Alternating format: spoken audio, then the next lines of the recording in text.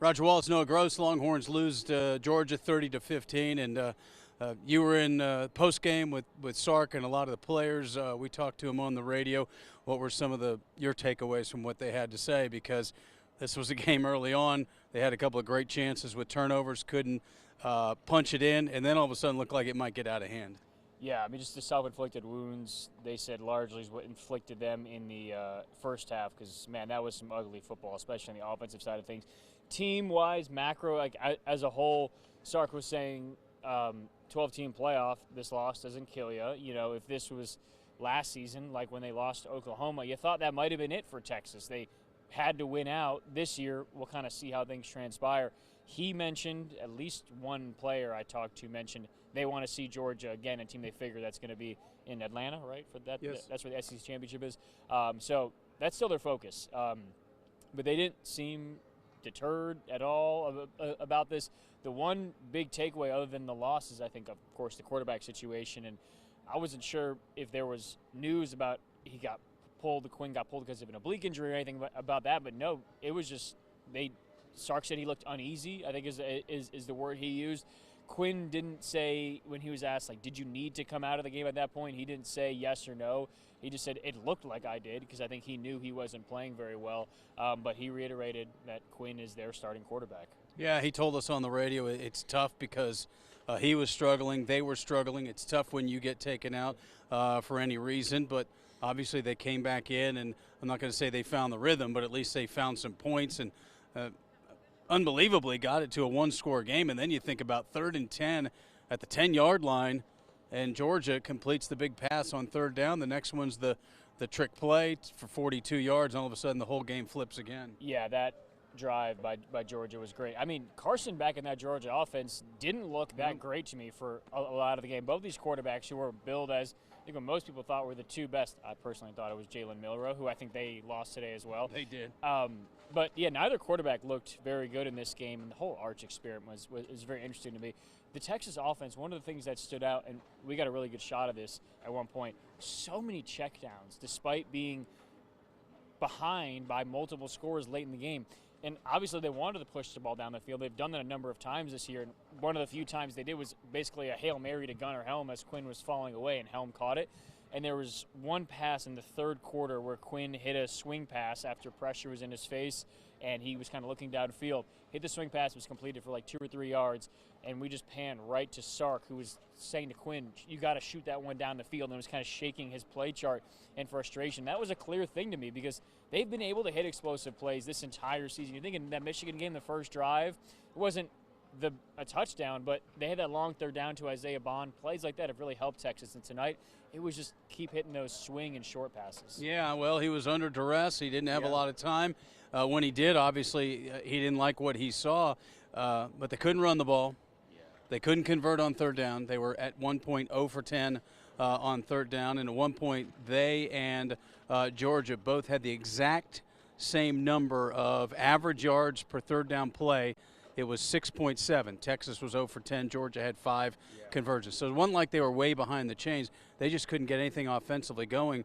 And then, you know, the killer was that drive at the end. That was the only long drive that Georgia had. But, you know, I go back to what we watched for 6 games, and that was some inferior opponents. For sure. And Michigan's not a top 10 team. Yeah. And Oklahoma's struggling. So you also have to say, all right, this next 5 – starting with Vanderbilt, really it's going to be a lot different than the first 6. Yeah. I mean, this is what the SEC grind everyone talks about is, yes, there's another bye built in, but, I mean, you know, Vanderbilt looks a lot better than people thought. You get a couple home games, and then Arkansas, A&M as well. Man, those are going to be very interesting. I don't think it was naive for a lot of people hyping up Texas to think the way they were. I mean, they looked unbelievably dominant so far this season, really on both sides of the ball, especially that defense. And tonight, it was just, obviously they didn't play well, but I wouldn't be too worried about it from a Texas perspective in just like big picture sense. They just played so bad, and it was like you can almost throw some of that stuff away. The pre-snap stuff, that Georgia defense is unbelievable, by the way. Man, they played so well. And everyone was talking about their pass rush, or their cornerbacks had to be. I mean, you had the good view from up there. Had to be so good as well, because even when Quinn did have time, he just had to keep patting the ball back there and wasn't able to find anything deep. But for Texas, yeah, I'm excited to see kind of how it goes from here, especially some tough tests on the road because Michigan was close for a little while, but they pulled away against a team like that. So kind of a wake-up call for Texas. Should be an interesting stretch here after this one. And you brought up a good point about Beck because his numbers weren't great, and I was thinking, okay, this is the first real veteran, real dangerous quarterback, and he made some plays, but again, he didn't consistently beat them. So again, the defense, nobody's happy in that locker room because of the way it turned out, but I mean, they held them to under 300 yards of total offense. They had a bunch of short fields. I was going to say, they were put in some really bad spots. In the first half, it was like both teams' offense was trying to give the game away to the other team. It was just who was able to capitalize. The Georgia offense was, but when Texas was given a short field right behind us over here, they weren't able to do anything with it. A penalty pushed them back, and they got no points from it in the first half. So that was a theme coming into the week. I think they call it sudden change defense. When Texas's defense had been put in that position before this season, they'd succeeded. But, Georgia's offense didn't look outstanding tonight, but they're better, I guess, yesterday. I think it might be after midnight now. But Texas's offense wasn't able to capitalize the same way Georgia's was. Do want to clear something up on, if you were watching the game, the situation with the Jahdae Barron pick, and then they call pass interference, and then the north end zone gets bombarded with water bottles, so they turn their attention to that, and then they get together and say it was not pass interference. And here's what I want to clarify is it's the referee's job whenever there's something like that happening, the first thing is about what's going on the field with the safety. So they fully intended to talk, but it appeared like it was what happened. A review, almost. What happened in that end zone gave them enough time to think about it. Yeah. And the other thing is I also – the linesman said actually it was offensive pass interference to the referee, but instead they came to the conclusion. Now Kirby Smart said, hey, they tried to, take it away from us and this and that. But the first thing the referees have to do is try to maintain some order. That's why it appeared like the long delay led to, oh, and by the way, since we have so much time, let's talk about this, and then they return the call. But the bottom line is, you got a Vanderbilt team that a few weeks ago captured the imagination of the nation with the win over Alabama. They got a tough quarterback in Diego Pavia. They got a running back from right here in Austin, Cedric Alexander. It's going to be a tough place to play next Saturday. I think if Texas won, there was a chance College Game Day was going to be there. I don't think that's going to happen now. Excited to see Cedric and Vanderbilt, but I do want to mention something about that Jahdae interception. First, what a moment for Jahdae.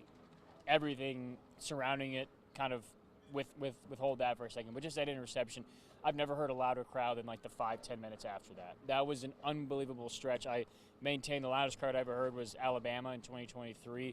Texas beat that tonight just after that interception. The energy in the crowd was outstanding, and you did a very good job explaining that. But to me, it's about kind of what happened after that and channeling that emotion. They scored a touchdown right after that drive, got within a score, and there was such an adrenaline rush. I could feel it on the sideline. I mean, it was just a different momentum in the game.